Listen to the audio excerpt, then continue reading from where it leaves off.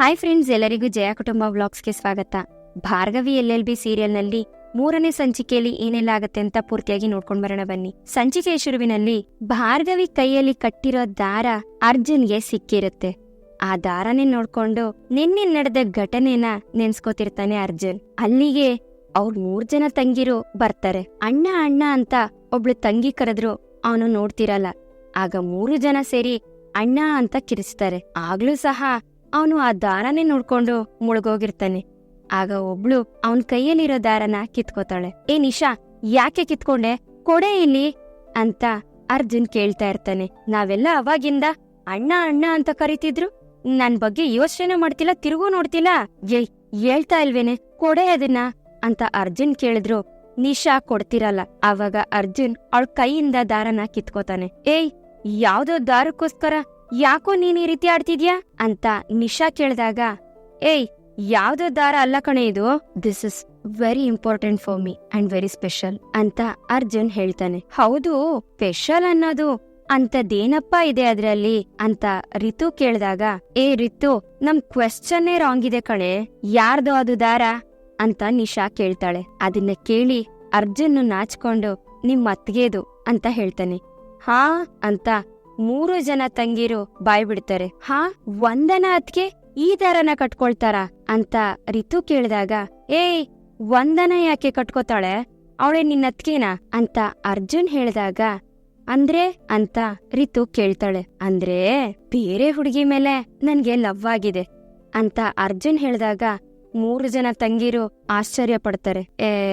ಯಾಕ್ರೆ shock ಆಗ್ತಿದ್ದೀರಾ, ನಮ್ಮ ಅಣ್ಣಂಗೆ ಇದೇನ್ first love ಆಗ್ತಿರೋದು ಅಂತ ರಿತು ಹೇಳಿದಾಗ, ಏಯ್ ಯಾಕೆ ಅಂತ ಅರ್ಜುನ್ ಕೇಳ್ತಾನೆ. ಕರೆಕ್ಟ್ ಆಗಿ ಹೇಳ್ದೆ ಕಣೆ, 10-11 ಲವ್ ಆಗಿರ್ಬೋದಾ ಅಂತ ನಿಶಾ ಕೇಳ್ತಾಳೆ. 10th ಅಲ್ಲಿದ್ದಾಗ ಕವನ, ಕಾಲೇಜ್ಗೆ ಹೋದ್ಮೇಲೆ ಸಿಂಚನ, ಡಿಗ್ರಿಗೋದಾಗ ಕೀರ್ತಿ, ಲಾ ಕಾಲೇಜಲ್ಲಿ ಯಾರೋ ಇದ್ಲಲ್ಲ ಅಂತ ನಿಶಾ ಯೋಚನೆ ಮಾಡ್ಬೇಕಾದ್ರೆ ರಿತು ಲೈಲಾ ಅಂತ ಹೇಳ್ತಾಳೆ. ಹಾ, ಲೈಲಾ ಅಂತ 3 ಜನನು ಸೇರಿ ಹೇಳ್ಬೇಕಾದ್ರೆ, hey stop it stop it stop it, ಅದೆಲ್ಲ ಕ್ರಶ್ ಕಂಡ್ರೆ ಅಂತ ಅರ್ಜುನ್ ಹೇಳಿದಾಗ, ಓ ಅಂತ 3 ಜನನು ಹೇಳ್ತಾರೆ.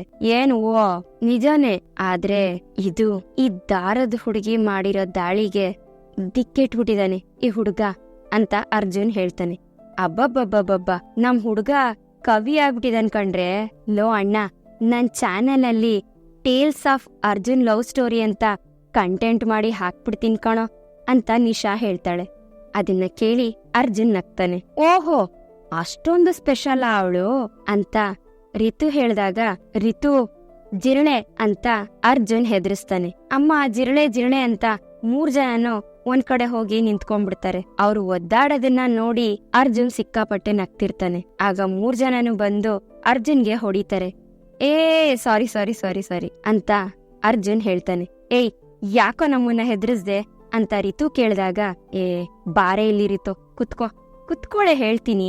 ನೀವೆಲ್ಲ ಇದ್ದೀರಾ, ಒಂದು ಚಿಕ್ಕ ಜಿರಳೆಗೆ ಹೇಗೆ ಎದುರಿ ಓಡಾಡ್ತೀರಾ ನೋಡಿ. ಆದ್ರೆ ನಮ್ ಹುಡುಗಿ ಅಷ್ಟು ಜನರ ಮುಂದೆ ಪಬ್ಲಿಕ್ ಅಲ್ಲಿ ಎಷ್ಟೊಂದ್ ಜನ ಹುಡುಗರುಗಳಿಗೆ ಹೆಂಗ್ ಹೊಡೆದ್ಲು ಗೊತ್ತಾ ಅಂತ ಅರ್ಜುನ್ ಹೇಳಿದಾಗ 3 ಜನನು ಆಶ್ಚರ್ಯ ಆಗ್ತಾರೆ. ನಮ್ ಹುಡುಗಿ ಒಂಥರ ಮಾಲಾಶ್ರೀ ತರ ಮಾಸು ಅಂತ ಭಾರ್ಗವಿನ ನೆನ್ಸ್ಕೋತಿರ್ತಾನೆ ಅರ್ಜುನ್. ಅಣ್ಣ, ಈ ಮನೆಗೆ ಮಾಸ್ ಹುಡುಗಿ ವರ್ಕೌಟ್ ಆಗಲ್ಲ, ಕ್ಲಾಸ್ ಹುಡುಗಿನೇ ಬೇಕು ಅಂತ ರಿತು ಹೇಳಿದಾಗ, ವೇಟ್ ವೇಟ್ ವೇಟ್, ನನ್ ಹುಡುಗಿ ಕರ್ಪೂರದ ಗೊಂಬೆ ತರ, ಲಕ್ಷ್ಮಿ ತರ ಕ್ಲಾಸ್ ಆಗಿದ್ದಾಳೆ, perfect binding of mass and class ಅಂತ ಅರ್ಜುನ್ ಹೇಳಿದಾಗ, ಹಾ ಅಂತ 3 ಜನನು ಬಾಯ್ ತೆಗಿತಾರೆ. ಹಾ ಅಂತ ಅರ್ಜುನ್ ಬಾಯ್ ಮುಚ್ಚಿಸ್ತಾನೆ. ಅವಳ ಬಗ್ಗೆ ಹೊಗಳಿ ತುಂಬಾ ಖುಷಿ ಪಡ್ತಿರ್ತಾನೆ ಅರ್ಜುನ್. ಈ ಕಡೆ ಬೃಂದ ಅಮ್ಮನತ್ರ ಮಾತಾಡಿ ಫೋನ್ನ ಕಟ್ ಮಾಡಿದಾಗ ತಿರುಗಿದಾಗ ಅಲ್ಲಿ ನಿರ್ಮಲಾ ಇರ್ತಾಳೆ. ಮತ್ತೆ ಅಲ್ಲಿಗೆ ಸಾಕ್ಷಿನೂ ಬರ್ತಾಳೆ. ಆಯ್ತಾ, ಎಲ್ಲ ಆಯ್ತಾ, ಬಟ್ಟೆ ಬರಿ ಎಲ್ಲ ನಿಮ್ ಮನೆಗೆ ಕಳ್ಸ್ಕೊಟ್ಟಿದ್ದಾಯ್ತಾ, ಇಲ್ಲ ದುಡ್ಡು ಬಂಗಾರ ದವಸ ಧಾನ್ಯ ಅಂತ ಎಲ್ಲ ನಿಮ್ ಮನೆಗೆ ಕಳ್ಸ್ಕೊಡೋ ಪ್ಲಾನ್ ಅಲ್ಲಿ ಇದ್ಯಾ ಅಂತ ಸಾಕ್ಷಿ ಕೇಳ್ತಾಳೆ. ಆಗ ನಗ್ತಾ ನಿರ್ಮಲಾ, ಬಿಟ್ಟಿ ಬರುತ್ತಲ್ವಾ, ಕಳಿಸ್ದೆ ಇನ್ನೇನ್ ಮಾಡ್ತಾಳೆ ಅಂತ ಕೇಳ್ತಾಳೆ. ದುಡಿದ್ರೆ ಮಾತ್ರ ಅದ್ರ ಬೆಲೆ ಏನು ಅಂತ ಗೊತ್ತಾಗೋದು, ಅದನ್ನ ಖರ್ಚು ಮಾಡೋ ಯೋಗ್ಯತೆನೂ ಬರೋದು ಅಂತ ಸಾಕ್ಷಿ ಹೇಳ್ತಾಳೆ. ಓ ಹೌದಾ ಚಿಕ್ಕತ್ತೆ, ಹಾಗಿದ್ರೆ ನಿಮ್ಗೂ ದುಡ್ಡಿನ ಬೆಲೆ ಗೊತ್ತಿಲ್ಲ ಅಲ್ವಾ ಅಂತ ಸಾಕ್ಷಿ ಮಾತಿಗೆ ಎದುರಿಟ್ಟು ಕೊಡ್ತಾಳೆ ಬೃಂದ. ಏನೇ ಎದುರು ಮಾತಾಡ್ತಿದ್ಯಾ? ನಿನ್ನ ಈ ಮನೇಲಿ ಇಟ್ಕೊಂಡಿರೋದೇ ಹೆಚ್ಚು, ಅಂಥದ್ರಲ್ಲಿ ಇಲ್ಲಿಂದ ಹೊತ್ತು ನಿನ್ ಮನೆಗೆಲ್ಲ ಕಳ್ಸೋದೆಲ್ಲ ಚೆನ್ನಾಗಿರೋದಿಲ್ಲ ಅಂತ ನಿರ್ಮಲಾ ಹೇಳ್ತಾರೆ. ಆಗ ಅದನ್ನ ಕೇಳಿ ಬೃಂದ ನಗ್ತಾಳೆ. ನಿಮ್ ಮಗ ನನಗೆ ತಾಳಿ ಕಟ್ಟದ್ಮೇಲೆ ಮುಗೀತು, ಯಾರು ನನ್ನನ್ನ ಇಟ್ಕೋಬೇಕಾಗಿಲ್ಲ, ಆ ಹಕ್ಕು ತನಗ್ ತಾನಾಗೆ ಬರುತ್ತೆ ಅಂತ ಬೃಂದ ಹೇಳ್ತಾಳೆ. ಕಣೆ, ಮೋಸದ್ ಮದ್ವೆಗೆ ಹಕ್ಕು ಬೇರೆನಾ ಅಂತ ನಿರ್ಮಲಾ ಕೇಳಿದಾಗ ಎಸ್, ಯಾಕಂದ್ರೆ ಮ್ಯಾಟರ್ ಆಗೋದು ಇದೊಂದೇ ಅಂತ ಬೃಂದ ತಾಳಿನ ತೆಗೆದು ತೋರಿಸ್ತಾಳೆ. ಹಾ ಚಿಕ್ಕತ್ತೆ, ನೀವೇನೋ ಹೇಳಿದ್ರಲ್ಲ ಮನೆಗ್ ಕಳ್ಸೋದು ಅಂತ, ನೀವು ಕಳ್ಸಲ್ವಾ ನಿಮ್ ತವ್ರ ಮನೆಗೆ ಇಲ್ಲಿಂದ ಅಂತ ಬೃಂದ ಹೇಳ್ತಾಳೆ. ನೋಡಿದ್ಯಾ ಅಕ್ಕ ಹೇಗ್ ಮಾತಾಡ್ತಿದ್ದಾಳೆ ಇವಳು ಅಂತ? ಅದಕ್ಕೆ ಹೇಳೋದು ಕ್ಲಾಸ್ ನೋಡಿ ಸಂಬಂಧನ ಬೆಳೆಸ್ಬೇಕು ಅಂತ ಸಾಕ್ಷಿ ಹೇಳಿದಾಗ, ನಿಮ್ ಕ್ಲಾಸೇ ಈ ಮನೆಗೆ ಮ್ಯಾಚ್ ಆಗತ್ತೆ ಅಂದ್ರೆ ನನ್ ಕ್ಲಾಸ್ ಕೂಡ ಈ ಮನೆಗೆ ಮ್ಯಾಚ್ ಆಗತ್ತೆ ಅಲ್ವಾ ಅತ್ತೆ ಅಂತ ಬೃಂದ ಹೇಳಿದಾಗ, ಜಸ್ಟ್ ಶಟ್ ಅಪ್, ದೊಡ್ಡೋರು ಚಿಕ್ಕೋರು ಅನ್ನೋದನ್ನ ನೋಡ್ದೆ ಹೇಗ್ ಮಾತಾಡ್ತಿದ್ಯಾ ನೋಡು, ಇದ್ರಲ್ಲೇ ಗೊತ್ತಾಗತ್ತೆ ನಿನ್ ಸಂಸ್ಕಾರ ಎಂತದ್ದು ಅಂತ ನಿರ್ಮಲಾ ಹೇಳ್ತಾರೆ.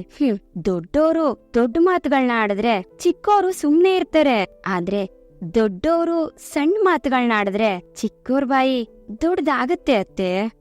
ಒಂದ್ ನೆನ್ಪಿಟ್ಕೊಳ್ಳಿ, ಇನ್ಮೇಲೆ ನನ್ ಹತ್ರ ಮಾತಾಡ್ಬೇಕಾದ್ರೆ ಯೋಚನೆ ಮಾಡಿ ಮಾತಾಡಿ, ಯಾಕಂದ್ರೆ ಕೊಟ್ಟಿದ್ದನ್ನ ಹಾಗೆ ಇಟ್ಕೊಳ್ಳೋ ಜಾಯಮಾನ ನಂದಲ್ಲ ಅಂತ ಬೃಂದ ಹೇಳಿ ಅಲ್ಲಿಂದ ಹೊರಟೋಗ್ತಾಳೆ. ಅದನ್ನ ಕೇಳಿ ನಿರ್ಮಲಾ ಮತ್ತೆ ಸಾಕ್ಷಿಗೆ ಕೋಪ ಜಾಸ್ತಿ ಆಗತ್ತೆ. ಈ ಕಡೆ ಪೊಲೀಸ್ ಸ್ಟೇಷನ್ನಲ್ಲಿ, ರೀ ಸ್ವಾಮಿ, ಆ ಹುಡುಗಿ ಧೈರ್ಯ ನೋಡ್ರಿ, ಎಮ್ಮಲ್ಲೇ ಮಗನ್ ಮೇಲೆ ಕಂಪ್ಲೇಂಟ್ ಕೊಟ್ಟು ಹೋಗ್ಬಿಟ್ಲಲ್ರಿ ಅವಳು.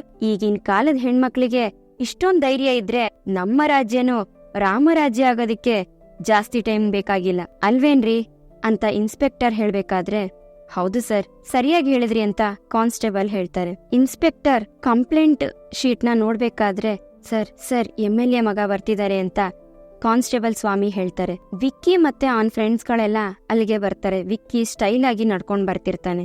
ಬಂದು ಇನ್ಸ್ಪೆಕ್ಟರ್ ಮುಂದೆನೆ ದಿಮಾಕಿಂದ ಕಾಲ್ ಮೇಲ್ ಕಾಲ್ ಹಾಕೊಂಡು ಕುತ್ಕೋತಾನೆ ವಿಕ್ಕಿ. ಅದನ್ನ ನೋಡಿ ಇನ್ಸ್ಪೆಕ್ಟರ್ಗೆ ಕೋಪ ಬರುತ್ತೆ.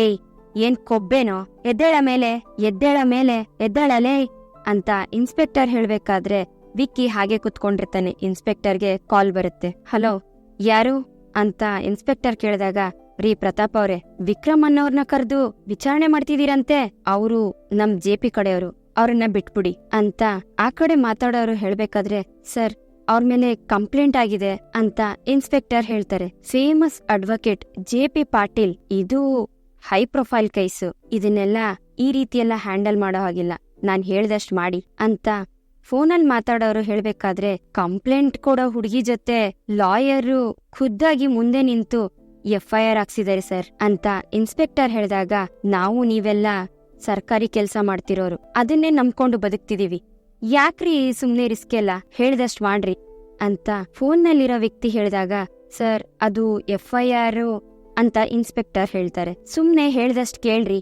ಅಂತ ಫೋನ್ನಲ್ಲಿ ಮಾತಾಡೋ ವ್ಯಕ್ತಿ ಹೇಳ್ತಾರೆ. ಹಂಗ ಸರ್, ಸರಿ ಸರ್, ನಾನ್ ಇವಾಗ್ಲೇ ಕಳಿಸ್ತೀನಿ ಅಂತ ಇನ್ಸ್ಪೆಕ್ಟರ್ ಕಾಲ್ನ ಕಟ್ ಮಾಡ್ತಾರೆ. ಸರ್ ನೀವಿನ್ನು ಹೊರಡ್ಬೋದು ಅಂತ ಇನ್ಸ್ಪೆಕ್ಟರ್ ವಿಕ್ಕಿಗೆ ಹೇಳ್ತಾರೆ. ಸರಿ ಅಂತ ವಿಕ್ಕಿ ಮತ್ತೆ ಅವನ್ ಫ್ರೆಂಡ್ಸ್ಗಳೆಲ್ಲ ಅಲ್ಲಿಂದ ಹೊರಟೋಗ್ತಾರೆ. ಸರ್, ಇಷ್ಟೊಂದು ಸ್ಟ್ರಿಕ್ಟ್ ಆಫೀಸರ್ ನೀನು, ಅಷ್ಟು ಸುಲಭವಾಗಿ ಇವ್ರನ್ನೆಲ್ಲ ಕಳಿಸ್ಬಿಟ್ರಲ್ಲ ಸರ್ ಅಂತ ಕಾನ್ಸ್ಟೇಬಲ್ ಸ್ವಾಮಿ ಕೇಳಿದಾಗ, ಪವರು ಪೊಸಿಷನ್ ಅಲ್ಲಿರೋರೆ ಅನ್ಯಾಯ ಮಾಡೋರ್ಗೆ ಸಪೋರ್ಟ್ ಮಾಡ್ಬಿಟ್ರೆ ನಾವೇನ್ ಮಾಡಕ್ಕಾಗತ್ತೆ ಸ್ವಾಮಿ, ಇನ್ನು ಆ ಹುಡುಗಿ ಕತೆ ಗೋವಿಂದ ಅಂತ ಇನ್ಸ್ಪೆಕ್ಟರ್ ಹೇಳ್ತಾರೆ. ಈ ಕಡೆ ಸಂಧ್ಯಾ ಮನೆ ಮುಂದೆ ಕಸ ಗುಡಿಸ್ತಿರ್ತಾಳೆ. ಅಷ್ಟರಲ್ಲಿ ಸಂಧ್ಯಾ ಫೋನು ರಿಂಗ್ ಆಗತ್ತೆ. ಯಾರು ಅಂತ ಫೋನ್ ರಿಸೀವ್ ಮಾಡಿ ನೋಡಿದಾಗ, ಸಂಧ್ಯಾ, ನಾನು ಭಾರ್ಗವಿ ಮಾತಾಡ್ತಾ ಇರೋದು ಅಂತ ಭಾರ್ಗವಿ ಹೇಳ್ತಾಳೆ. ಅಕ್ಕ ಅಂತ ಸಂಧ್ಯಾ ಹೇಳಿದಾಗ, ಇದು ನನ್ ನಂಬರು, ಸೇವ್ ಮಾಡಿಟ್ಕೋ ಅಂತ ಭಾರ್ಗವಿ ಹೇಳ್ತಾಳೆ. ಸರಿ ಅಕ್ಕ ಅಂತ ಸಂಧ್ಯಾ ಹೇಳ್ತಾಳೆ. ಹೌದು, ನೀನು ಅವಳಲ್ಲಿ ಅಂತದ್ದೇನ್ ನೋಡಿ ಈ ಲೆವೆಲ್ಗೆ ಲವ್ವಲ್ ಬಿದ್ದಿದ್ಯಾ ಅಂತ ನಿಶಾ ಕೇಳಿದಾಗ, ಅವಳ ಧೈರ್ಯ ಮತ್ತೆ ಬೋಲ್ಡ್ನೆಸ್ ಇಂದ ಅಂತ ಅರ್ಜುನ್ ಹೇಳ್ತಾನೆ. ಈ ಕಡೆ ಸಂಧ್ಯನಿಗೆ ಧೈರ್ಯ ಹೆಣ್ಮಕ್ಳಿಗೆ ಆಯುಧ ಆಗ್ಬೇಕು ಕಣೆ, ಎಲ್ಲಿ ತಲೆ ತಗ್ಗಿಸ್ಬೇಕೋ ಅಲ್ಲಿ ತಗ್ಗಿಸ್ಬೇಕು, ಆದ್ರೆ ಎಲ್ಲಿ ತಲೆ ಎತ್ತಿ ಪ್ರಶ್ನೆ ಮಾಡ್ಬೇಕೋ ಅಲ್ಲಿ ಖಂಡಿತವಾಗ್ಲೂ ಪ್ರಶ್ನೆ ಮಾಡ್ಲೇಬೇಕು. ನೀನೇನು ಭಯ ಪಡ್ಬೇಡ, ನಾನ್ ನಿನ್ ಜೊತೆಗಿರ್ತೀನಿ ಅಂತ ಭಾರ್ಗವಿ ಹೇಳ್ತಿರ್ತಾಳೆ. ಪರ್ಫೆಕ್ಟ್ ಡಿಸಿಷನ್, ಇಟ್ಟೆ ಜನ ಹಿಂದಿಡೋ ಮಾತೇ ಇಲ್ಲ ಅಂತ ಅರ್ಜುನ್ ಹೇಳ್ತಾನೆ. ಏನೋ ಅಣ್ಣ, ನೀನು ಒಂದ್ ಫೈಟಲ್ಲಿ ಇಷ್ಟೆಲ್ಲ ಗೊತ್ತಾಗೋಯ್ತೇನೋ ಅಂತ ರಿತು ಕೇಳ್ತಾಳೆ. ಮುಖಾನೇ ಮನ್ಸಿನ ಕನ್ನಡಿ ರಿತು ಅಂತ ಅರ್ಜುನ್ ಹೇಳ್ಬೇಕಾದ್ರೆ ಈ ಕಡೆ ಭಾರ್ಗವಿ ಹೆಜ್ಜೆ ಇಡೋ ಜಾಗದಲ್ಲಿ ಗುರ್ತು ಮೂಡ್ಸೋವರ್ಗೂ ಅಲ್ಲಿಂದ ಕಾಲ್ ತೆಗಿಯೋಳಲ್ಲ ಈ ಭಾರ್ಗವಿ. ಅವ್ರ ದುಡ್ಡಿನ ದರ್ಪನ ಇಳಿಸಿ ಅವರು ಜೀವನ ಪೂರ್ತಿ ನೆನ್ಪಿಟ್ಕೊಳ್ಳೋ ಅಂತ ಪಾಠ ಕಲ್ಸೋಣ ಅಂತ ಸಂಧ್ಯನ್ಗೆ ಫೋನ್ನಲ್ಲಿ ಹೇಳ್ತಿರ್ತಾಳೆ. ಹೌದು ಕಣೋ ಅಣ್ಣ, ರೌಡಿಗೆ ಪಾಠ ಕಲಿಸ್ತಿದ್ದಾಳೆ ಅಂತಂದ್ರೆ ಅವಳು ಹಠಮಾರಿ ಹೆಣ್ಣೆ ಇರ್ಬೇಕು ಅಂತ ನಿಶಾ ಹೇಳ್ದಾಗ, ಹೆಂಗೋ ಈ ಹಠಮಾರಿ ಹುಡುಗಿನ ಲವ್ ಮಾಡ್ದೆ ಅಂತ ನಿಶಾ ಕೇಳ್ತಾಳೆ. ಬರೀ ಹಠಮಾರಿ ಅಲ್ಲ ಕಣೆ, ಮುದ್ದು ಹಠಮಾರಿ, ಒಳ್ಳೆಯವ್ರಿಗೆ ಒಳ್ಳೆಯವಳು, ಕೆಟ್ಟವ್ರಿಗೆ ಕೆಟ್ಟವಳು ಅಂತ ಅರ್ಜುನ್ ಹೇಳ್ತಾನೆ. ಆದ್ರೆ ಅವರು MLA ಮಗ ಅಕ್ಕ ಅಂತ ಸಂಧ್ಯಾ ಭಾರ್ಗವಿಗೆ ಫೋನ್ನಲ್ಲಿ ಹೇಳ್ತಿರ್ತಾಳೆ. ಯಾವ್ MLA ಮಗ ಆದ್ರೆ ನಮ್ಗೇನು, ಅವ್ರ ತಾಯಿನೂ ಹೆಣ್ಣೆ ತಾನೆ, ಅದನ್ನ ಮರ್ತು ಹೆಣ್ಣನ್ನ ಕೆಳ್ಕೊ ಅಂತವ್ರು ಮುಂದೆ ಹೆಣ್ಣಿನ ನೆರಳು ಮುಟ್ಟೋಕೂನು ಹೆದ್ರುಕೊಳ್ಬೇಕು ಅಂತ ಭಾರ್ಗವಿ ಹೇಳ್ತಾಳೆ. ಅಕ್ಕ, ನೀವ್ ಹೇಳ್ತಿರೋದನ್ನ ಕೇಳಿದ್ರೆ ಸರಿ ಅನ್ಸುತ್ತೆ ಅಕ್ಕ, ಆದ್ರೆ ಅವರೆಲ್ಲ ತುಂಬಾ ದೊಡ್ಡ ಜನ, ಭಯ ಆಗತ್ತೆ ಅಂತ ಸಂಧ್ಯಾ ಹೇಳ್ತಾಳೆ. ಈ ಕಡೆ ನೀನ್ ಹೇಳ್ತಿರೋದನ್ ಕೇಳಿದ್ರೆ ಅವಳಿಗೆ ತುಂಬಾ ಕೋಪ ಅನ್ಸುತ್ತೆ, ಹುಷಾರು ಅಂತ ರಿತು ಅರ್ಜುನ್ಗೆ ಹೇಳ್ತಿರ್ತಾಳೆ. ಬಲ ಇದೆ ಅಂತ ಹೊಡೆದಾಡೋರು ರೌಡಿಗಳಾಗ್ತಾರೆ, ಅದೇ ಬಲವಾಗಿರೋ ಕಾರಣಕ್ಕೆ ಹೋರಾಡೋರು ಇತಿಹಾಸದ ಪುಟದಲ್ಲಿ ಸೇರ್ತಾರೆ. ನಿನ್ನ ಧೈರ್ಯ ಎಲ್ಲಾ ಹೆಣ್ಮಕ್ಳಿಗೂ ಇನ್ಸ್ಪಿರೇಷನ್ ಆಗ್ಬೇಕು ಸಂಧ್ಯಾ ಅಂತ ಭಾರ್ಗವಿ ಹೇಳ್ಬೇಕಾದ್ರೆ, ಕೋಪ ಮಾಡ್ಕೊಂಡ್ರು ಅವಳು ತುಂಬಾ ಸುಂದರವಾಗಿ ಕಾಣಿಸ್ತಾಳೆ ಅಂತ ಅರ್ಜುನ್ ಭಾರ್ಗವಿ ಬಗ್ಗೆ ಗುಣಗಾನ ಮಾಡ್ತಿರ್ತಾನೆ. ಆಯ್ತು ಅಕ್ಕ, ನೀವ್ ಹೇಳ್ದಂಗೆ ಮಾಡ್ತೀನಿ ಅಂತ ಸಂಧ್ಯಾ ಹೇಳ್ದಾಗ, ಓಕೆ ಸಂಧ್ಯಾ ಬಾಯ್ ಅಂತ ಭಾರ್ಗವಿ ಫೋನ್ನ ಕಟ್ ಮಾಡ್ತಾಳೆ. ಹೌದು ಅದ್ ಸರಿ, ಅವಳ ಹೆಸ್ರೇನು ಅಂತ ನಿಶಾ ಕೇಳಿದಾಗ, ಟಗರ್ ಪುಟ್ಟಿ ಅಂತ ಅರ್ಜುನ್ ಹೇಳ್ತಾನೆ. ಟಗರ್ ಪುಟ್ಟಿನಾ ಅಂತ 3 ಜನ ಒಟ್ಟಿಗೆ ಹೇಳ್ತಾರೆ. ಅದೆಂತ ಹೆಸರು ಅಣ್ಣ ಅಂತ 3 ಜನನು ಕೇಳಿದಾಗ, ಅವ್ರ ಅಪ್ಪ ಅಮ್ಮ ಅವಳಿಗೆ ಏನಾದ್ರೂ ಹೆಸರಿಟ್ಟಿರ್ಲಿ, ಆದ್ರೆ ನಮ್ ಹುಡುಗಿಗೆ ನಾನ್ ಇಟ್ಟಿರೋ ಹೆಸರು ಟಗರ್ ಪುಟ್ಟಿ ಅಂತ ಅರ್ಜುನ್ ಹೇಳಿದಾಗ, ದೇವ್ರೇ ಕಾಪಾಡ್ಬೇಕು ನಿನ್ನ ಅಂತ ರಿತು ಹೇಳ್ತಾಳೆ. Yes, I am in love with Tagar Putti ಅಂತ ಅರ್ಜುನ್ ಆ ದಾರನ ನೋಡ್ಬೇಕಾದ್ರೆ ಅಲ್ಲಿಗೆ ನಿರ್ಮಲಾ ಬಂದು ನಿಂತಿರ್ತಾಳೆ. ಈ ಕಡೆ ರೂಮ್ನಲ್ಲಿ ಚರಣ್ ರೆಡಿ ಆಗ್ತಿರ್ತಾನೆ. ಅಲ್ಲಿಗೆ ಬೃಂದಾ ಬರ್ತಾಳೆ. ಚರಣ್, ನೋಡು ಈ ನೆಕ್ಲೆಸ್ನ ಹೇಗಿದೆ ಅಂತ. ಚೆನ್ನಾಗಿದೆ ಅಲ್ವಾ ಅಂತ ಬೃಂದಾ ಕೇಳ್ದಾಗ, ಚೆನ್ನಾಗಿದೆ ಅಂತ ಚರಣ್ ಹೇಳ್ತಾನೆ.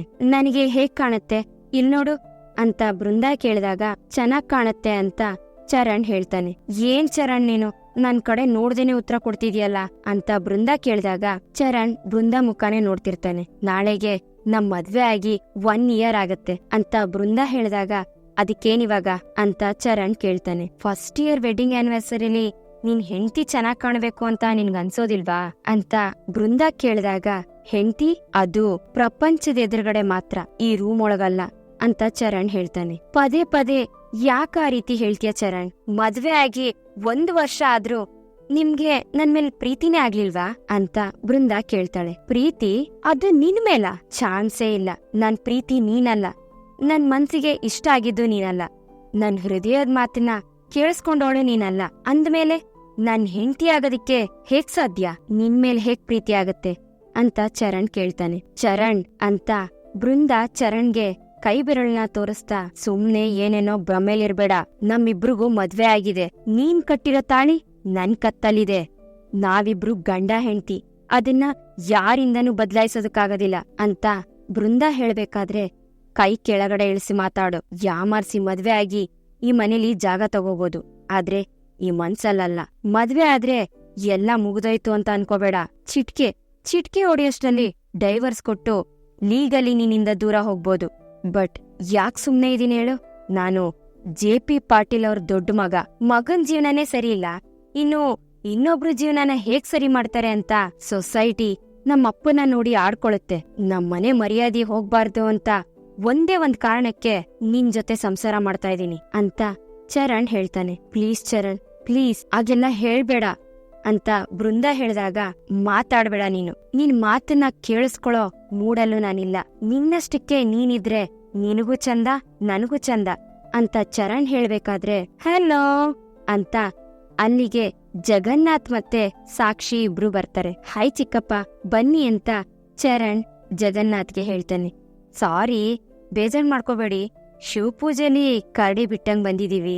ಆನಿವರ್ಸರಿ ಪಾರ್ಟಿ ತಯಾರಿ ಹೇಗ್ ನಡೀತಿದೆ ಅಂತ ನೋಡ್ಕೊಂಡೋಗೋಣ ಅಂತ ಬಂದ್ವಿ ಅಂತ ಸಾಕ್ಷಿ ಹೇಳಿದಾಗ, ಅಯ್ಯೋ ಹಾಗೇನಿಲ್ಲ ಚಿಕ್ಕಮ್ಮ, ನೀವು ಕರೆಕ್ಟ್ ಆಗಿರೋ ಟೈಮ್ಗೆ ಬಂದಿದ್ದೀರಾ.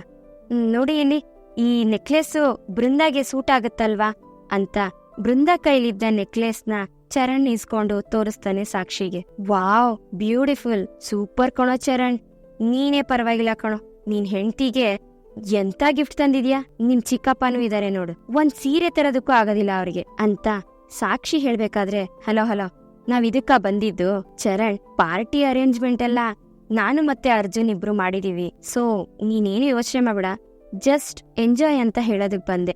ನಿನ್ ಗೆಸ್ಟ್ ಲಿಸ್ಟ್ ನ ಕೊಟ್ಬಿಡು ಅಂತ ಜಗನ್ನಾಥ್ ಹೇಳ್ದಾಗ, ಶೋರಾತ್ ಚಿಕ್ಕಪ್ಪ ಅಂತ ಚರಣ್ ಹೇಳ್ತಾನೆ. ವಿಷಯ ತಿಳ್ಸಾಯ್ತಲ್ವಾ, ಬನ್ನಿ ಹೊರಡೋಣ, ಕಬಾಬ್ ಮೇ ಹಡ್ಡಿ ಆಗಿ ನಾವ್ಯಾಕೆ ಅಂತ ಸಾಕ್ಷಿ ಹೇಳಿ, Brinda your necklace it's really nice ಅಂತ ಬೃಂದಿನ್ಗೆ ನೆಕ್ಲೆಸ್ ಕೊಟ್ಟಿ ಸಾಕ್ಷಿ ಮತ್ತೆ ಜಗನ್ನಾಥ್ ಇಬ್ರು ರೂಮ್ನಿಂದ ಆಚೆಗ್ ಬರ್ತಾರೆ. ಅರ್ಜುನ್ ಭಾರ್ಗವಿ ಬಗ್ಗೆ ಮಾತಾಡ್ತಿದ್ದನ್ನ ಕೇಳಿಸ್ಕೊಂಡು ಯಾರು ಆ ಹುಡುಗಿ ಅಂತ ನಿರ್ಮಲಾ ರೂಮ್ ಒಳಗಡೆ ಬರ್ತಾಳೆ. ಹೌದು, ಏನದು ಕೈಯಲ್ ದಾರ ಅಂತ ನಿರ್ಮಲಾ ಕೇಳಿದಾಗ, ದೊಡ್ಡಮ್ಮ ಅಣ್ಣ ಲವ್ ಮಾಡ್ತಿರೋ ಹುಡುಗಿದು ಅಂತ ನಿಶಾ ಹೇಳ್ತಾಳೆ. ವಂದನಾ ತಾನೇ ಅಂತ ನಿರ್ಮಲಾ ಕೇಳಿದಾಗ, ಇಲ್ಲ ಮಾಮ್, ಇವತ್ತು ದೇವಸ್ಥಾನದಲ್ಲಿ ಒಂದ್ ಹುಡುಗಿ ನೋಡ್ದೆ ಅಂತ ಅರ್ಜುನ್ ಹೇಳ್ಬೇಕಾದ್ರೆ, ಸ್ಟಾಪ್ ಇಟ್ ಅರ್ಜುನ್, ಜೆಪಿ ಈಗಾಗ್ಲೇ ಎಲ್ಲದನ್ನು ಪ್ಲಾನ್ ಮಾಡಿದ್ದಾರೆ. ವಂದನನೇ ನಿನಗೆ ಈ ಮನೆಗೆ ಸರಿಯಾಗಿರೋ ಹುಡುಗಿ. ನೋಡು, ಇದೆಲ್ಲ ವರ್ಕ್ ಆಗಲ್ಲ, ಜಸ್ಟ್ ಲೀವ್ ಇಟ್ ಅಂತ ನಿರ್ಮಲಾ ಹೇಳಿದಾಗ, ಪ್ಲಾನಿಂಗ್ ಪ್ರಕಾರ ಜೀವನ ನಡೆಯೋದಿಲ್ಲ ಮಾಮ್, ನನಗೆ ವಂದನಾ ಇಷ್ಟ ಇಲ್ಲ, ಐ ಡೋಂಟ್ ಲೈಕ್ ಹರ್. ನನಗೂ ನನ್ ಲೈಫ್ ಪಾರ್ಟ್ನರ್ ಹೇಗಿರ್ಬೇಕು ಅನ್ನೋ ಕನ್ಸಿರುತ್ತಲ್ವಾ ಅಂತ ಅರ್ಜುನ್ ಹೇಳಿದಾಗ, ಕನಸೇ ಬೇರೆ, ರಿಯಾಲಿಟಿನೇ ಬೇರೆ. ನಾವು ಕನ್ಸಲ್ಲಿ ಬದುಕೋದಕ್ಕಾಗೋದಿಲ್ಲ, ಇದನ್ನೆಲ್ಲ ಪಕ್ಕಕ್ಕಿಟ್ಟು ನಾವು ವಾಸ್ತವಕ್ಕೆ ಬರ್ಲೇಬೇಕು ಅಂತ ನಿರ್ಮಲಾ ಹೇಳಿದಾಗ, ಇದನ್ನೆಲ್ಲ ಹೇಳೋದಕ್ ಚೆನ್ನಾಗಿರುತ್ತೆ, ಬಟ್ ಲೈಫಲ್ಲಿ ಅಪ್ಲೈ ಮಾಡಕ್ಕಾಗಲ್ಲ ಅಂತ ಅರ್ಜುನ್ ಹೇಳ್ತಾನೆ. ಹಾಗಂತ ಹಾದಿ ಬೀದಿಲಿ ಸಿಗೋಂತ ಹುಡುಗಿರ್ನೆಲ್ಲ ಕರ್ಕೊಂಡ್ಬಂದು ನಮ್ಮನೆ ಸೊಸೆ ಮಾಡ್ಕೊಳಕ್ ಆಗೋದಿಲ್ಲ ಕಣೋ. ಈಗಾಗ್ಲೇ ಒಂದ್ಸಲ ಆ ತಪ್ಪನ್ನ ಮಾಡಿದೀನಿ, ಆದ್ರೆ ನಿನ್ ವಿಷಯದಲ್ಲಿ ಆ ತಪ್ಪಾಗೋದಕ್ಕೆ ನಾನ್ ಬಿಡೋದಿಲ್ಲ. ನೋಡು ಅರ್ಜುನ್, ಸೊಸೈಟಿಲಿ ನಮ್ಮನೆಗಿರೋ ಅಂತ ನೇಮು ಫೇಮು ಪಾಪ್ಯುಲಾರಿಟಿಗೆ ನೀನು ವಂದನಾನೇ ಮದ್ವೆ ಆಗೋದ್ ಸರಿ, ಅವಳೇ ನಿನಗೆ ಸರಿಯಾಗಿರೋ ಜೋಡಿ ಅಂತ ನಿರ್ಮಲಾ ಹೇಳಿದಾಗ, ಗಂಡ ಹೆಂಡತಿ ಆಗೋದಿಕ್ಕೆ ಆಸ್ತಿ ಅಂತಸ್ತೆಲ್ಲ ಯಾವ್ದು ಮ್ಯಾಟ್ರ್ ಆಗೋದಿಲ್ಲ ಮಾಮ್. ಇಬ್ರು ಮಧ್ಯೆ ಅಂಡರ್ಸ್ಟ್ಯಾಂಡಿಂಗ್ ಅನ್ನೋದಿದ್ರೆ ಪ್ರೀತಿ ಬರೋದು, ಪ್ರೀತಿ ಇದ್ರೇನೆ ಕೊನೆವರೆಗೂ ಜೊತೆಗಿರೋಕ್ಕಾಗೋದು. I don't like Vandana ma'am, please don't force me ಅಂತ ಅರ್ಜುನ್ ಹೇಳ್ತಾನೆ. ಅರ್ಜುನ್ ಅಂತ ನಿರ್ಮಲಾ ಅರ್ಜುನ್ಗೆ ಹೊಡೆಯೋದಿಕ್ಕೆ ಕೈ ಎತ್ತುತ್ತಾಳೆ. ಹಾಗೆ ಕೈ ಇಳಿಸಿ, ನೋಡು ಅರ್ಜುನ್, ಈ ಫಿಲಾಸಫಿ ಎಲ್ಲ ಬೇಡ, ಜೆಪಿಗೆ ಇಷ್ಟ ಇಲ್ದಿರೋ ಕೆಲ್ಸ ಮಾಡ್ಕೊಂಡು ಮೊದಲೇ ಅವ್ರ ಕೋಪಕ್ಕೆ ಗುರಿಯಾಗಿದ್ಯಾ. ಜೆಪಿ ತಗೊಂಡಿರೋ ಈ ನಿರ್ಧಾರಕ್ಕೆ ನೀನು ರೆಸ್ಪೆಕ್ಟ್ ಕೊಡ್ಲೇಬೇಕು. ಕೊಡ್ಲಿಲ್ಲ ಅಂದ್ರೆ ಮುಂದೆ ಏನಾಗುತ್ತೆ ಅಂತ ನಾನ್ ನಿನಗೆ ಹೇಳ್ಬೇಕಾಗಿಲ್ಲ. ಅರ್ಜುನ್, ಅವ್ರ ಕೋಪಕ್ಕೆ ಮತ್ತೆ ನೀನೇ ರೀಸನ್ ಆಗ್ಬೇಡ ಅಂತ ನಿರ್ಮಲಾ ಹೇಳಿ ಅಲ್ಲಿಂದ ಹೊರಟೋಗ್ತಾಳೆ. ಅದನ್ನ ಕೇಳಿ ಅರ್ಜುನ್ಗೆ ಬೇಜಾರಾಗತ್ತೆ. ಈ ಕಡೆ ವಂದನಾ ಟೆನ್ಷನ್ ಇಂದ ಜೆಪಿಗೆ ಕಾಲ್ ಮಾಡ್ತಾಳೆ. ಹೇಳು ವಂದನಾ ಅಂತ ಜೆಪಿ ಹೇಳಿದಾಗ, ಅಂಕಲ್, ಆ ಕೇಸು ಇನ್ನೂ ವಿಡ್ರಾ ಆಗಿಲ್ವಂತೆ, ವಿಕ್ಕಿನ ಕೋರ್ಟ್ಗೆ ಪ್ರೊಡ್ಯೂಸ್ ಮಾಡ್ಲೇಬೇಕಂತೆ ಅಂಕಲ್. ಆಲ್ರೆಡಿ FIR ಆಗಿದೆ, ಪ್ರೋಟೋಕಾಲ್ನ ಫಾಲೋ ಮಾಡ್ಬೇಕು ಅಂತ ಪೊಲೀಸ್ ಅವ್ರು ಹೇಳ್ತಿದಾರಂತೆ. ನನ್ಗೆ ತುಂಬಾ ಟೆನ್ಷನ್ ಆಗ್ತಿದೆ, ಇದೇನಾದ್ರೂ ಅಪ್ಪನ್ ಗೊತ್ತಾದ್ರೆ ಅಷ್ಟೇ, ನಮ್ ಕತೆ ಮುಗೀತು ಅಂತ ವಂದನಾ ಹೇಳ್ಬೇಕಾದ್ರೆ, ಕೂಲ್ ಡೌನ್ ವಂದನಾ, ಕೇಸ್ ಇರೋದು ನನ್ ಹತ್ರ, ಆ ಕಡೆ ಲಾಯರ್ ಇದಾರಾ ಅಂತ ಜೆಪಿ ಕೇಳಿದಾಗ, ಅದು ಭಾರ್ಗವಿ ಅಂತ ಏನೋ ಹೇಳ್ತಾ ಇದ್ರು ಅಂಕಲ್ ಅಂತ ವಂದನಾ ಹೇಳ್ತಾಳೆ. ಅದನ್ನ ಕೇಳಿ ಜೆಪಿ ನಗ್ತಾನೆ. ಹುಡುಗಿನಾ, ಸರಿ, ಅವಳ ಫೋನ್ ನಂಬರ್ನ ಶಾಮುಕ್ ಕೊಡು, ಅವನ್ ಹ್ಯಾಂಡಲ್ ಮಾಡ್ತಾನೆ. ಕೇಸು ಆ ಹುಡುಗಿನೇ ವಿಡ್ರಾ ಮಾಡ್ಕೊಳ್ತಾಳೆ, ಡೋಂಟ್ ವರಿ ಅಂತ ಜೆಪಿ ಹೇಳಿದಾಗ, ಓಕೆ ಅಂಕಲ್ ಅಂತ ವಂದನಾ ಹೇಳ್ತಾಳೆ. ಹೇಳಿ ಕಾಲ್ ಕಟ್ ಮಾಡಿ ವಂದನಾ ಭಾರ್ಗವಿ ನಂಬರ್ನ ಶ್ಯಾಮ್ಗೆ ಕಳಿಸ್ತಾಳೆ. ಈ ಕಡೆ ರೂಮ್ ನಲ್ಲಿ ಜಗನ್ನಾಥ್ ಮತ್ತೆ ಸಾಕ್ಷಿ ಇಬ್ರು ಕುತ್ಕೊಂಡು ಯೋಚನೆ ಮಾಡ್ತಿರ್ತಾರೆ. ಅಲ್ಲ, ಅವ್ರಿಬ್ರು ಮಧ್ಯೆ ಏನೋ ಇದೆ ಅಂತ ಅನ್ನಿಸ್ತಿಲ್ವಾ ಸಾಕ್ಷಿ ಅಂತ ಜಗನ್ನಾಥ್ ಕೇಳಿದಾಗ, ಅವ್ರಿಬ್ರು ಸಂಬಂಧದ ಬಗ್ಗೆ ತುಂಬಾ ದಿನದಿಂದ ಅನುಮಾನ ಇದೆ, ಆ ಅನುಮಾನ ಇವತ್ತು ನಿಜ ಆಯ್ತು ಅಂತ ಸಾಕ್ಷಿ ಹೇಳ್ತಾಳೆ. ಹೌದು, ಇಲ್ಲಿ ಏನೂ ಸರಿ ಇಲ್ಲ, ಅದನ್ನ ಏನು ಅಂತ ನಾವ್ ಕಂಡ್ಹಿಡಿಬೇಕು ಅಂತ ಜಗನ್ನಾಥ್ ಹೇಳಿದಾಗ, ಕಂಡ್ ಹಿಡಿತೀನಿ, ಆದ್ರೂ ಆ ಗತಿ ಇಲ್ದಿರೋಳು ಇಂಥ ಮನೆಗ್ ಬಂದು ಹೇಗ್ ಮೆರೀತಿದ್ದಾಳೆ ನೋಡಿ. ನಾಳೆ ಪಾರ್ಟಿಲಿ ಅವಳ ಜಾಗ ಯಾವ್ದು ಅಂತ ನಾನ್ ತೋರಿಸ್ತೀನಿ ಅಂತ ಸಾಕ್ಷಿ ಹೇಳಿದಾಗ ಅದನ್ ಕೇಳಿ ಜಗನ್ನಾಥ್ ನಗ್ತಾ ಅದು ತನಗ್ ತಾನೇ ಆಗತ್ತೆ ಕಣೆ ಸಾಕ್ಷಿ ಅಂತ ಜಗನ್ನಾಥ್ ಹೇಳ್ತಾನೆ. ಏನ್ ಹೇಳ್ತಿದ್ಯಾ ಜಗ್ಗು ಅಂತ ಸಾಕ್ಷಿ ಕೇಳ್ತಾಳೆ. ಅವ್ರಿಬ್ರು ಮಧ್ಯೆ ಏನೂ ಸರಿ ಇಲ್ಲ ಅಂತ ಇವಾಗಷ್ಟೇ ನಮಗ್ ಗೊತ್ತಾಗಿರೋದು. ನಾಳೆ ಒಬ್ಬೊಬ್ರಿಗೂ ಗೊತ್ತಾಗತ್ತೆ. ಈ ಖುಷಿ ಎಲ್ಲಿರುತ್ತೆ ಹೇಳು ಅಂತ ಜಗನ್ನಾಥ್ ಹೇಳಿದಾಗ, ಆದ್ರೂ ಇನ್ನೂ ಯಾರಿಗೂ ಅನುಮಾನ ಬಂದಿಲ್ಲ ಅಂತೀಯಾ ಅಂತ ಸಾಕ್ಷಿ ಕೇಳಿದಾಗ, ಈ ಮನೇಲಿ ಅಷ್ಟೆಲ್ಲ ತಿಳ್ಕೊಳೋ ಅಂತ ಪುರ್ಸತ್ತು ಯಾರಿಗಿದೆ ಸಾಕ್ಷಿ? ಅರ್ಜುನ್ ಲಾ ಓದ್ಕೊಂಡ, ಆದ್ರೆ ಅಣ್ಣನ ಆಸೆ ತರ ಅವನು ಪ್ರಾಕ್ಟೀಸ್ ಮಾಡದೆ ಯಾವ್ದೋ ಬಿಸ್ನೆಸ್ ಮಾಡ್ತಿದ್ದಾನೆ. ಅದಕ್ಕೆ ಕಾರಣ ಯಾರು ಹೇಳು?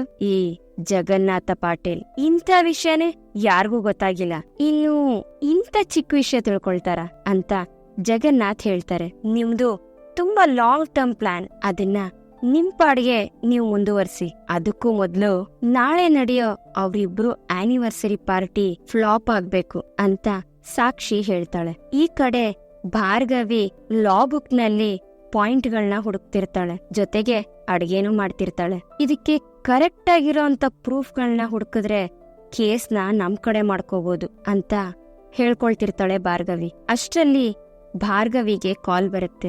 ಇಸ್ ದಿಸ್ ಭಾರ್ಗವಿ ಅಂತ ಕಾಲ್ ಮಾಡ್ತಿರೋರು ಕೇಳಿದಾಗ, ಬರೀ ಭಾರ್ಗವಿ ಅಲ್ಲ, ಭಾರ್ಗವಿ LLB. ಹಲೋ, ಯಾರ್ ಮಾತಾಡ್ತಿರೋದು ಅಂತ ಭಾರ್ಗವಿ ಕೇಳ್ತಾಳೆ.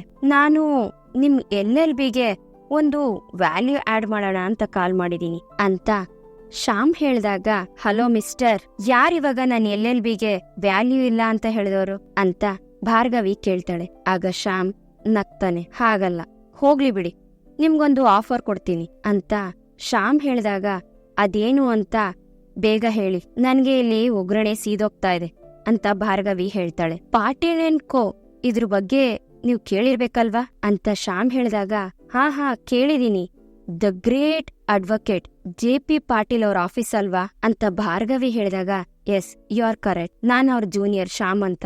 ಆ ಫಾರ್ಮ್ ಅಲ್ಲಿ ಕೆಲ್ಸ ಮಾಡೋದು ಎಷ್ಟೋ ಸ್ಟೂಡೆಂಟ್ಗಳ ಕನ್ಸಾಗಿರುತ್ತೆ. ಸೊ ನಿಮ್ಗೆ ಆ ಕನ್ಸು ನನ್ಸಾಗೋದಕ್ಕೆ ಒಂದ್ ಆಫರ್ ಕೊಡ್ತಿದೀನಿ. ಬಟ್ ಅಂತ ಶ್ಯಾಮ್ ಹೇಳ್ಬೇಕಾದ್ರೆ, ಬಟ್ ಏನು ಅಂತ ಭಾರ್ಗವಿ ಹೇಳ್ತಾಳೆ. ಅದಕ್ಕೆ ನೀವು ಒಂದ್ ಕೆಲ್ಸ ಮಾಡ್ಬೇಕು ಅಂತ ಶ್ಯಾಮ್ ಹೇಳಿದಾಗ, ಏನದು ಅಂತ ಭಾರ್ಗವಿ ಕೇಳ್ತಾಳೆ. ವಿಕ್ರಮ್ ಭೂಪತಿ ಅವ್ರ ಮೇಲೆ ಹಾಕಿರೋ ಕೇಸ್ನ ವಿಡ್ರಾ ಮಾಡ್ಕೋಬೇಕು ಅಂತ ಶ್ಯಾಮ್ ಹೇಳಿದಾಗ, ಅದನ್ನ ಕೇಳಿ ಭಾರ್ಗವಿಗೆ ಕೋಪ ಬರುತ್ತೆ. ಇದಕ್ಕೆ ನೀವು ಒಪ್ಕೊಂಡ್ರೆ ನಿಮ್ ಲೈಫು ಸೆಟಲ್ ಆಗತ್ತೆ, ಇಲ್ಲ ಅಂದ್ರೆ ಅಷ್ಟು ದೊಡ್ಡ ಅಡ್ವೊಕೇಟ್ ಮುಂದೆ ನೀವು ಸೋಲ್ತೀರ ಅಂತ ಶ್ಯಾಮ್ ಹೇಳ್ಬೇಕಾದ್ರೆ, ಅಯ್ಯಯ್ಯೋ ಒಗ್ಗರಣೆ ಎಲ್ಲ ಸೀದೋಯ್ತು ಅಂತ ಭಾರ್ಗವಿ ಹೇಳ್ತಾಳೆ. ವಾಟ್ ಅಂತ ಶ್ಯಾಮ್ ಕೇಳಿದಾಗ, ಹಲೋ ಮಿಸ್ಟರ್, ಎಣ್ಣೆ ಕಾಯ್ದಾಗ ಸಾಸ್ವೆ ಹಿಡಿಯೋದನ್ನ ನೋಡೋದಿಕ್ಕೆ ಒಂಥರ ಮಜಾ ಇರುತ್ತೆ. ಅಲ್ಲಲ್ಲ, ನೀವೇನೋ ಹೇಳ್ತಾ ಇದ್ರಿ, ಕೇಸ್ ವಿಡ್ರಾ ಅಂತ ಅಲ್ವಾ ಅಂತ ಭಾರ್ಗವಿ ಹೇಳಿದಾಗ, ಹಲೋ ಮಿಸ್, ಯಾರತ್ರ ಮಾತಾಡ್ತಿದ್ಯಾ ಅಂತ ಗೊತ್ತು ತಾನೆ ಅಂತ ಶ್ಯಾಮ್ ಕೇಳ್ತಾನೆ.